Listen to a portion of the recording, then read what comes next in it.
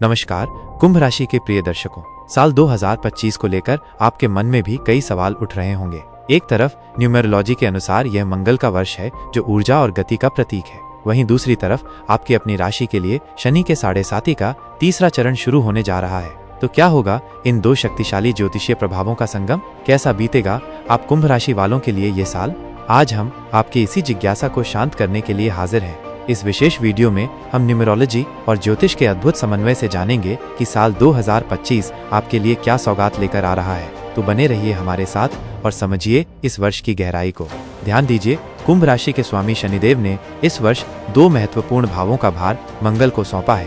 पहला भाव है आपकी राशि से तीसरा घर, जो आपके साहस और पराक्रम का प्रतिनिधित्व करता है, और दूसरा है आपका दशम भाव यानी आपके करियर और कर्म क्षेत्र का स्थान, जहां 8 नंबर की राशि यानी वृश्चिक राशि विराजमान है। इस पूरे वर्ष इन दो भावों पर मंगल का विशेष प्रभाव रहेगा।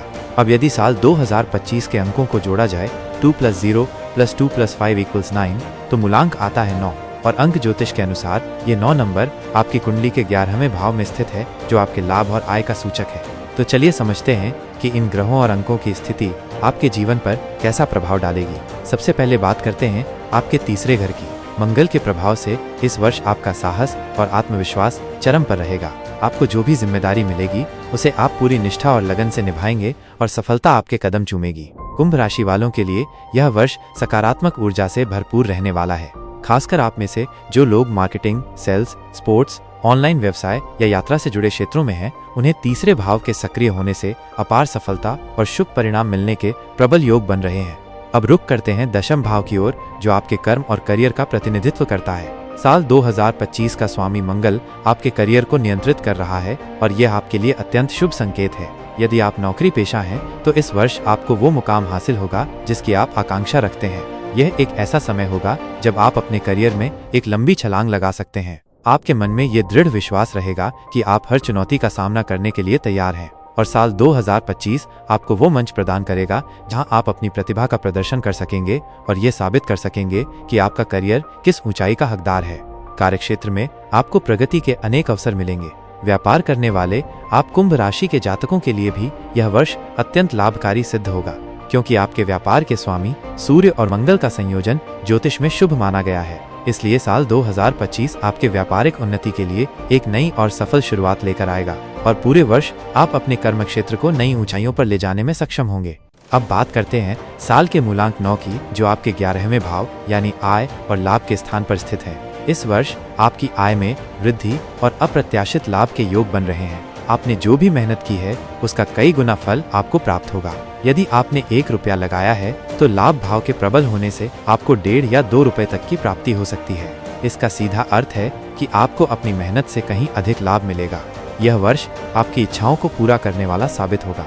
हो सकता है पिछले 2-3 वर्षों से आपके मन में कोई इच्छा दबी हो, जैसे कोई लोन चुकाना, कर्ज से मुक्ति पाना, प्रॉपर्टी खरीदना या अपने बच्चों के भविष्य के लिए कुछ बेहतर करना। साल 2025 का स्वामी मंगल आपके 11वें भाव को नियंत्रित कर रहा है, जो आपकी मनोकामनाओं को पूर्ण करने और बड़े लाभ के अवसर प्रदान करने का संकेत देता है।